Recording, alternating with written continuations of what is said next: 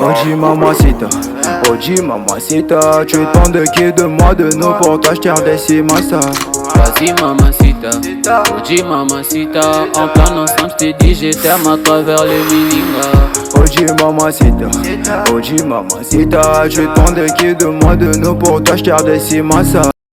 L'agence congolaise de prestations et services SRL, la solution rapide pour toute activité des transactions immobilières en République démocratique du Congo. Vente, achat, gestion, estimation, mise en location des biens meubles et immeubles. Contactez-nous au +243 85 27 79 630. Vous avez une parcelle à vendre, un terrain, une villa, une construction. L'agence congolaise de prestations et services SRL, la solution rapide pour toute activité des transactions immobilières en République démocratique du Congo. Vente, achat, gestion, estimation, mise en location des biens meubles et immeubles. Contactez-nous au +200. Oji mamacita, tu demandes qui de moi de nous pour t'acheter des cimasa.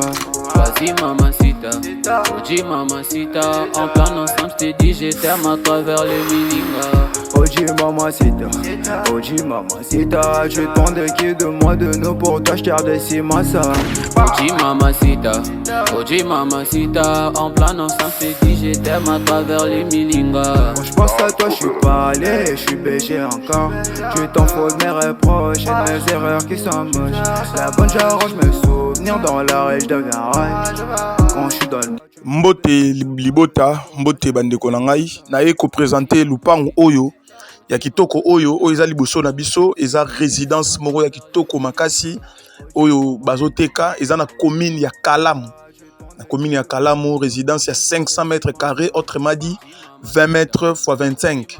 Donc eza kitoko makasi, bozomona eza sol pavé bétonné, eza na guérite yango yo.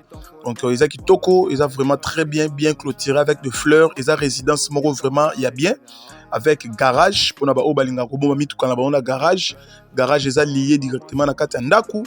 Et puis oyo porte ekoti directement liboso awa o eza entrée na biso. Donc lupangu ndaku eza na ba annexe to ba luka tota na ba annexe comme ça to rozonga liboso. Voilà, annexe yango yo eza na ba annexe eza na deux portes amikie. Donc eza na dépôt na annexe ya munene na sima oyo ntakoki pe ko fanda soit ko futela. Annexe déjà bien fait, bien tapé, carreau mangam nyonso. Toza na ciment bomoni donc plafond ezali to na bianderie na ciment na toilette bianderie yango yo na toilette ndako eza vite to kota na kati to rotala to yeba kati ndako eza ndenge nini po baloba na biso toujours que libanda eza kati te kati eza libanda te libanda ko yiko za kitoko kati ko yiko za mabe tout comme vice versa.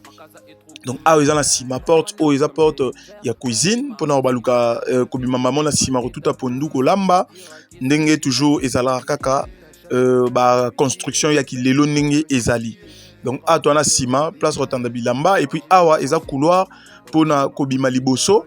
Donc okoki ko tourner lupango mobimba. Ouais, otambola mana brouette to na pousu o tourner lupango mobimba yango batika tika espace où ba fleur ezali donc eza résidence oyo osombi lelo lobi osali misala ba peinture blo mike lobi okoti a tozongi ndenga liboso mais to relaxaka libanda te to ko préférer to kota pena na kati total na kati ndenge ezali. Voilà, donc awa to koti sko na kati ndako donc ndega bomo na ndako kitoko oyo salon oyo nyonso eza salon.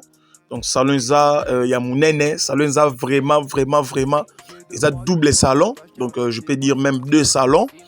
Voilà ndenge ezali. Donc salon vraiment munene bien tapé, bien fignolé avec la peinture maramnyoso eza déjà kitoko osombi lelo lobi ozui ba clé okoti mbala moko. Voilà, donc bomo na salon des munene et puis awa to koti sko na salle à manger aza relié na cuisine. Aza relié na couloir pour na kokota mbala moko na ba chambre ndenge moko pe salon aza relié na couloir mupanzi kuna. Donc awa toza na la cuisine. Voilà, cuisine eza bien meublée, donc super meublée avec tous les meubles oyo esengaka mpona cuisine ezali. Et puis cuisine eza ya munene. Toza pe suna magasin yango yo moni porte auto monaki na sima ya ndako yango yo. Voilà, donc toko tasko na couloir to taper espace à ba chambre. Et voilà, tokoti couloir yango yo espace donc on a 3 chambres, ndako oza na double salon, 3 chambres, 2 salles de bain na kati na toilette visiteur. Et puis on a toilette à libanda o to lakisaki ya libanda pona ba next ya libanda kunana bianderi. Donc tozonga su libanda, libanda susu yango yo nde to lakisaki. Donc awa toza na commune ya Kalamu, ndeka to lobaki commune ya Kalamu, toza na quartier Kimbangu. Donc toza à 5e ou 6e parcelle na Makadam ya Elengesa. Donc pona ba o ba kozala intéressé koyeba lupangu ndenge zali yango tolobi lupangu eza na commune ya Kalamu. Donc entre direction Elenge Prince ya Elengesa na lupangu eza 5e ou 6e parcelle. Donc lupangu eza na emplacement ya bien otelemi boso lupangu ozomona Makadam, otelemi na Makadam ozomona lupangu. Donc pona ba onyos ba kozala intéressé par rapport ya prix ya lupangu to bandi yango $300,000 à discuter na bandeli. Lupangu et bandina $300,000 à discuter.